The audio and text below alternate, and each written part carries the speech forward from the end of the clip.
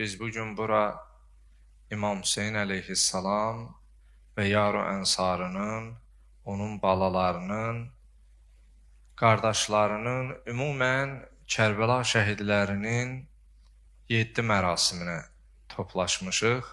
İmam Hüseyin əleyhissalama olan sevgi məhəbbətimizi, xanım Zeynəb Salamullah əleyhaya olan o zülm əziyyətlərinin anılması üçün, yad edilməsi üçün və həmin o tarixi hadisələri bir daha xatırlayaraq unudulmaz hadisəni unutmamaq üçün biz bura toplaşmışıq.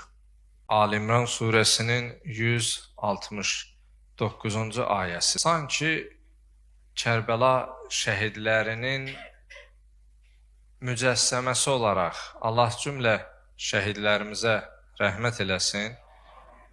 Bizim aramızda qazi qardaşlarımız da var. Allah onlara acil şifa versin. Və Allah əskər balalarımızı, övladlarımızı, rəşadətli ordumuzu Allah ağla gələr gəlməz xəta bəlalardan amanda saxlasın inşallah. Bu ayətin qısa mənası budur ki, Allah yolunda öldürülənləri ölü hesab etməyin. Əksinə onlar Rəblərinin, yəni Allahın yanında diridirlər və ruzilənirlər. Məhz Kərbəla hadisəsinin 1387-ci ilini qeyd etməyimizlə bu il sanki bu ayə onun təsdiqidir ki, Allah yolunda öldürülənlər ölmür, onlar yaşayır. Bəzi insanlar onu o cür təsvir edə bilər, təsəvvür edə bilər, düşünə bilər.